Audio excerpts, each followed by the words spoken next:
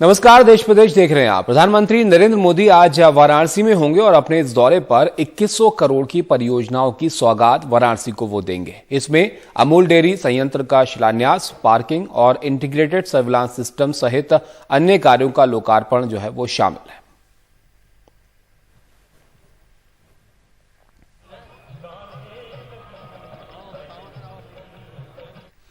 BJP के आला सूत्रों के मुताबिक पीएम मोदी जनवरी के पहले हफ्ते में पंजाब में एक बड़ी रैली करेंगे। पीएम मोदी की रैली से ही बीजेपी गठबंधन राज्य में चुनाव प्रचार का आगाज करेगी। इस रैली में पीएम पंजाब के लिए बड़ी चुनावी घोषणाएं कर सकते हैं। पंजाब में बीजेपी इस बार बड़े भाई की भूमिका में रहेगी। अकाली दल के साथ गठबंधन में 23 सीटें लड़ती आ रही बीजेपी ज्यादा सीटों पर इस बार लड़ेगी। पंजाब में बीजेपी 117 में से 70 सीटों पर चुनाव लड़ सकती है। कैप्टन अमरिंदर सिंह की पार्टी 30 से 35 और सुखदेव सिंह ढींढसा की पार्टी को 10 से 15 सीटें दी जा सकती हैं। बीजेपी सूत्रों का दावा है कि कांग्रेस, अकाली दल और आप के कई नेता बीजेपी में शामिल होंगे। किसान नेता गुरनाम सिंह चढ़ूनी के पार्टी बनाकर लड़ने से बीजेपी को फायदा मिलने की उम्मीद है। बीजेपी के मुताबिक इससे किसान वोट बंटेंगे और कांग्रेस को नुकसान होगा। बीजेपी की रणनीति है कि राज्य में अगली सरकार उसके बिना न बने।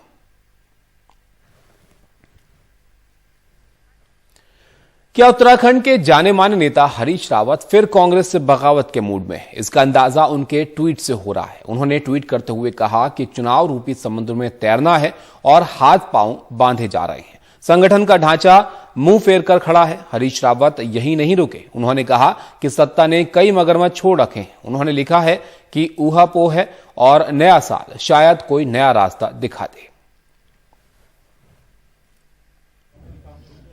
सर, आपने ट्वीट क्यों लिखा सर? दो शब्द बोल दीजिए सर। देखिए सर क्यों लिखा? मैं तो आपको सामने से देख रहा था। सर सामने से। हेलो सर समय आएगा तो आपको बताएंगे ना। आपको शेयर नहीं करेंगे तो किसको करेंगे? लेकिन सर आपको क्या लगता है ऐसी मजबूरी क्यों आनी पड़ी सर? जब आपको शेयर नहीं करेंगे तो किसको शेयर करेंगे? इतनी मजबूरी क्या हुई सर आज?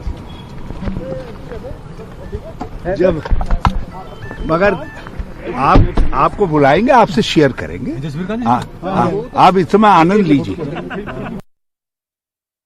अयोध्या में महेश योगी के महर्षि रामायण विद्यापीठ ट्रस्ट की 21 बीघा जमीन गैर कानूनी तरीके से एक दलित से दान लेने के मुद्दे ने तूल पकड़ लिया है। इस ट्रस्ट ने अयोध्या के 14 बड़े अफसरों और नेताओं के करीबी रिश्तेदारों को भी बड़ी जमीनें बेची हैं। आरोप है कि 21 बीघा जमीन बचाने के लिए इन बड़े लोगों को जमीनें दी गई। इस मामले पर राहुल गांधी से लेकर आप सांसद संजय सिंह ने भी सरकार को घेरा है। अयोध्या के मांझा बरेहटा में ये जमीनें हाईवे से 500 मीटर के और राम मंदिर से करीब 2 किलोमीटर दूर हैं।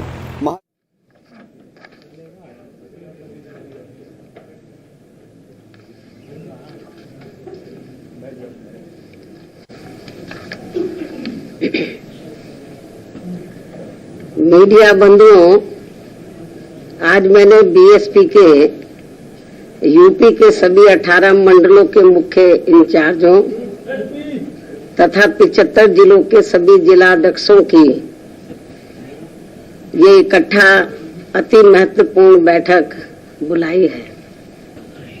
और आज की इस बैठक में प्रत्येक जिलावार व उसके अंतर्गत आने वाली सभी विधानसभा की सीटों की प्रदेश में अगले वर्ष के शुरू में होने वाले विधानसभा चुनाव की पार्टी की तैयारी को लेकर सभी जरूरी पहलुओं पर गहन समीक्षा की जाएगी, जिसके तहत सबसे पहले दिनांक 21 अक्टूबर से प्रदेश की प्रत्येक विधानसभा की सीट में पार्टी के सभी पोलिंग बूथों के पदाधिकारियों की चुनाव की तैयारी को लेकर चल रहे कैडर व सम्मेलनों आदि की प्रगति रिपोर्ट ली जाएगी।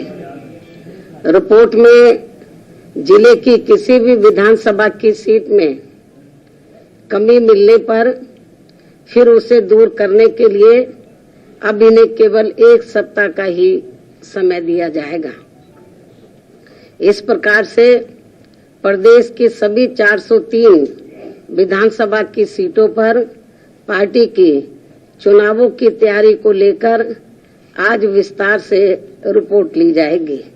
इसके साथ साथ चुनाव के दौरान पार्टी के सभी छोटे बड़े पदाधिकारियों व कार्यकर्ताओं को तथा पार्टी के उम्मीदवारों को भी किन किन खास बातों का ध्यान रखना है, तो उसके बारे में भी आज इनको जरूरी जानकारी दी जाएगी। इसके अलावा पार्टी की कामयाबी के लिए अन्य और भी जरूरी दिशा निर्देश दिए जाएंगे। इस संदर्भ में खासकर विरोधी पार्टियां किस्म किस्म के साम दाम दंड भेद आदि हथकंडे इस्तेमाल करके जो ये अपने अपने पक्ष में हवा बनाने में लगे हैं, तो उससे भी इनको सचेत किया जाएगा और उनके जवाब व तोड़ में पार्टी के लोगों को अभी से ही चुनाव होने तक क्या क्या जरूरी कदम उठाते रहना है, तो उसके बारे में भी आज इनको काफी कुछ विस्तार से जानकारी दी जाएगी। इसके साथ ही बीजेपी, सपा व अन्य विरोधी पार्टियां भी अपनी अपनी कमियों पर पर्दा डालने के लिए जो ये इस चुनाव को हिंदू मुस्लिम रंग देने में पूरे जी जान से लगी हैं, तो उससे भी पार्टी के लोगों को शहर शहर व गांव गांव में जाकर अभी से ही सावधान करने का भी कार्य शुरू कर देना है। इसके बारे में भी आज की बैठक में इनको बताया जाएगा, जिसे फिर ये लोग अपने अपने क्षेत्र में जाकर बताएंगे। इसके अलावा यहाँ मैं ये भी कहना चाहूंगी कि प्रदेश में जो भी विरोधी पार्टी यहाँ सत्ता में आसीन रही है और भाजपा अभी भी सत्ता में आसीन है, तो इनकी सरकार की रही आम जन विरोधी नीतियों के बारे में बताने के साथ साथ बीएसपी सरकार की रही जनहितैषी नीतियों के बारे में भी पार्टी को प्रदेश की जनता को जरूर बताना है, ताकि यहाँ फिर से सन 2007 की तरह ही पुनः अपनी पूर्ण बहुमत की सर्वजन हिताय व सर्वजन सुखाय की नीतियों पर आधारित सरकार बन सके। वैसे इस मामले में आप लोगों को ये विदित है कि बीएसपी की चारों रही सरकारों ने प्रदेश में हर मामले में व हर स्तर पर यहाँ अन्याय, अपराध, भय व भ्रष्टाचार मुक्त तथा विकास युक्त वातावरण पैदा करने के साथ साथ विशेषकर कमजोर वर्गों, गरीबों, मजदूरों, बेरोजगारों, किसानों, छोटे व्यापारियों एवं अन्य मेहनतकश लोगों के हितों के लिए भी जो अनेकों ऐतिहासिक व अति महत्वपूर्ण कार्य किए हैं, तो उन्हें प्रदेश की जनता अभी तक भी भूली नहीं है, जिसे खास ध्यान में रखकर ही पार्टी के लोगों को इस चुनाव में वोट मांगना है, ये भी इनको बताया जाएगा।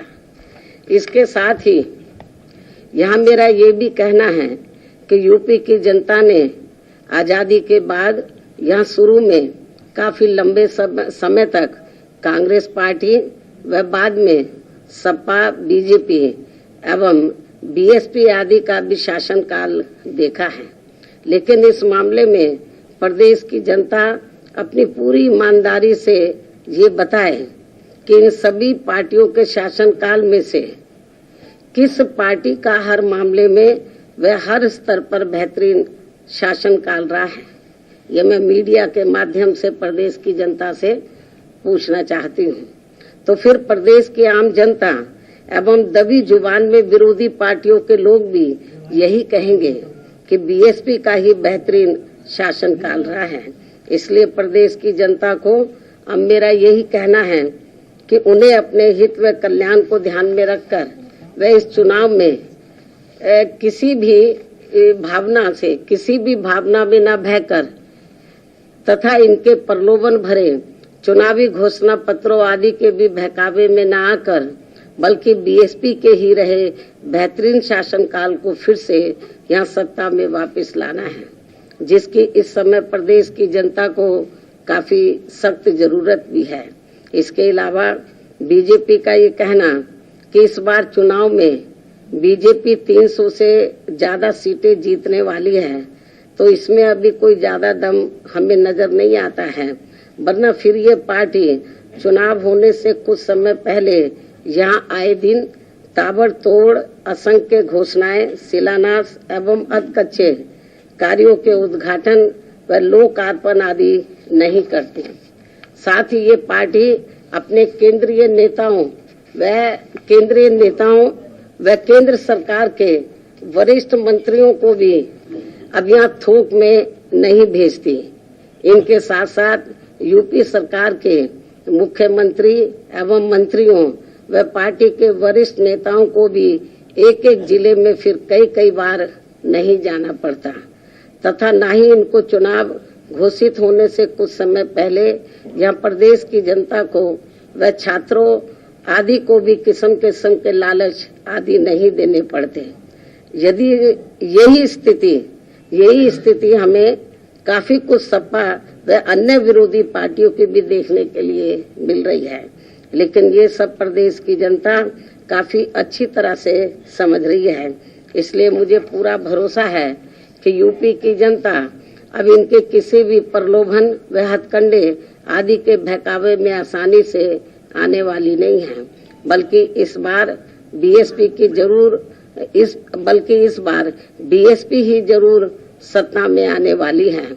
और इसका मुझे अपने जमीन से जुड़े कार्यकर्ताओं व छोटे बड़े पदाधिकारियों आदि पर पूरा भरोसा भी है, जो मेरे दिशा निर्देशन में अपने क्षेत्र की प्रत्येक विधानसभा में उसके सभी पोलिंग बूथों के क्षेत्र में वहां के लोगों को हर मामले में चुनावी तौर पर जागरूक करने में लगे हैं।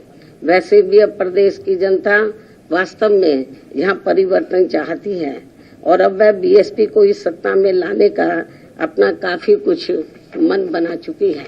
इस उम्मीद व भरोसे के साथ ही अब मैं अपनी बात यही समाप्त करती हूँ।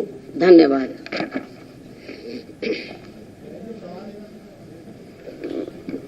मायावती को आप सुन रहे थे, जो कि अपने जो नेता हैं बीएसपी के, उनको संबोधित कर रही थी वहां पर, और बता रही थी किस तरीके से इस चुनाव में आगे जो है बीएसपी को जाना है और अपनी नीतियों को जो है वहां पर राज्य में अलग अलग जगह तक पहुंचाना है। एक ब्रेक के लिए यहाँ रुकेंगे।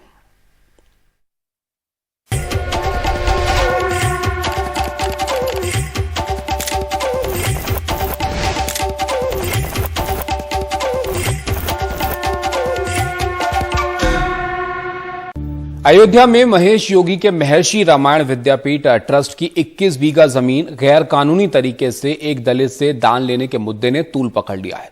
इस ट्रस्ट ने अयोध्या के 14 बड़े अफसरों और नेताओं के करीबी रिश्तेदारों को भी बड़ी जमीनें बेची हैं और आरोप है कि 21 बीघा जमीन बचाने के लिए इन बड़े लोगों को जमीनें दी गई हैं। इस मामले पर राहुल गांधी से लेकर आप सांसद संजय सिंह ने भी सरकार को घेरा है। अयोध्या के मांझा बरेहटा में ये जमीनें हाईवे से 500 मीटर पे और राम मंदिर से करीब 2 किलोमीटर दूर हैं।